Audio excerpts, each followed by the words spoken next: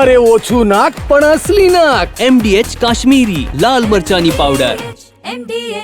સમાચાર વડોદરામાંથી. ગંભીરા બ્રિજ દુર્ઘટનાના 23 દિવસે મોટી કામગીરી થઈ રહી છે. 23 દિવસથી લટકતા ટેન્કરને કાઢવા તંત્રની કામગીરી. બ્રિજ પર લટકતા ટેન્કરને કાઢવાની કામગીરી હાથ ધરાઈ. સુરક્ષાના સાધનો સાથે ટીમ ટેન્કર સુધી પહોંચી.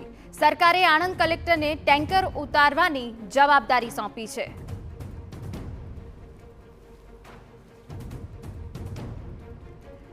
તો 23 દિવસથી આ મોટી કામગીરી થઈ રહી છે. આપને જણાવી દઈએ કે 23 દિવસથી લટકતા ટેન્કરને કાઢવા હવે તંત્ર દ્વારા કામગીરી કરાઈ છે. સુરક્ષાના સાધનો સાથે એક ટીમ જે ટેન્કર સુધી પહોંચી છે. ગંભીરા બ્રિજ દુર્ઘટનાના 23 દિવસે આ મોટી કામગીરી. ગંભીરા બ્રિજ દુર્ઘટના બાદ 23 દિવસે આજે જે લટકતું ટેન્કર છે તેને હવે કાઢવાની જે કાર્યવાહી છે તે શરૂ કરવામાં આવી છે. સીધા દ્રશ્યો હું તમને બતાવું કે જે પ્રકારે આણંદ જે વહીવટી તંત્ર છે ને કલેક્ટર દ્વારા જે આખો આ જે ટેન્કર છે તેને બહાર કાઢવાની જે જવાબદારી લેવામાં આવી છે, ત્યારબાદ આ જે ટીમ છે તેના દ્વારા હવે આ ટેન્કરને બહાર કાઢવાની કાર્યવાહી હાથ ધરાઈ છે. અત્યારે આ ટેન્કરનું નિરીક્ષણ કરવામાં આવ્યું છે. જે ટીમ છે રેસ્ક્યુ ટીમ તે ત્યાં પહોંચી ચૂકી છે અને તેના દ્વારા જે સમગ્ર ટેન્કર છે તે કઈ રીતના બહાર કાઢી શકાય તેનું નિરીક્ષણ કરવામાં આવ્યું છે. લગભગ થોડીક ક્ષણોની અંદર આ જે ટેન્કર છે તેને હવે અહીંયાથી ખસેડવાની પ્રક્રિયા હાથ ધરાઈ શકે છે તે પ્રકારના સ્પષ્ટ સંકેત દેખાઈ રહ્યા છે, કારણ કે જે ટીમ છે તે ટેન્કર સુધી પહોંચી ચૂકી છે અને તેની આજુબાજુની અંદર ક્રાઇટેરિયામાં કોઈ પણ વ્યક્તિને ન દેવા માટેના પણ જે બેનર છે તે લગાડી દેવામાં આવ્યા છે, કારણ કે ખૂબ જ આ ગંભીર પરિસ્થિતિની અંદર આ ટેન્કર છે તેને બહાર કાઢવાનું છે. અને છેલ્લા 23 દિવસથી આ જે ટેન્કર છે તે અહીંયા લટકેલું જોવા મળી રહ્યું છે અને ખૂબ જ ચર્ચામાં આ ટેન્કર રહ્યું છે.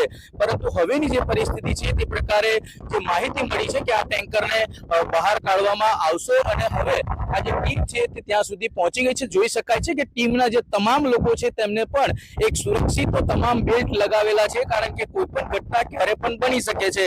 કારણ કે જે પ્રકારે આ બ્રિજ ધરાશય થયો અને ત્યારબાદ આજુબાજુનો જે વિસ્તાર છે તે ખૂબ જ કહી શકાય કે ખૂબ જ નરમ છે અને તેના જ કારણે કોઈ પણ પ્રકારની ગંભીર બેદરકારી ન દખવાય તે લઈને સુરક્ષા ટીમો છે તેને તૈનાત કરવામાં આવી છે. જે બેલ્ટ છે તમામ લોકોને લગાડી દેવામાં આવ્યા છે અને જે ટેન્કર છે તેને પણ તમામ રીતે બાંધી દેવામાં આવી છે. અને હવે થોડીક જ વારમાં આ જે ટેન્કર છે તેને અન્ય સાધનો વડે બહાર કાઢવાની કાર્યવાહી હાથ ધરવામાં આવશે, કારણ કે દ્રશ્યોમાં પણ જોઈ શકાય છે કે જે ખૂબ જ નજીકથી TV9 ગુજરાતીના આ એક્સક્લુઝિવ દ્રશ્યો અમે તમને બતાવી રહ્યા છે કે જે ટેન્કર છે તેની આજુબાજુનો જે ભાગ છે તે ખૂબ જ કહી શકાય કે નરમ છે અને ક્યારે પણ કોઈ પણ પ્રકારની દુર્ઘટના બને પરંતુ એ દુર્ઘટનામાં કોઈ વ્યક્તિનો જીવ ન જાય તે માટે જે સુરક્ષા ટીમ છે તેને પણ અલગ અલગ પ્રકારની સેફટી આપવામાં આવી છે ને જે તમામ લોકો ત્યાં સુધી પહોંચી ચૂક્યા છે. હાલ કોઈ પણ પ્રકારના સાધનો જે ટેન્કરને કાઢવા માટેના છે તેને હજુ સુધી બ્રિજ પર લાવવામાં નથી આવ્યા,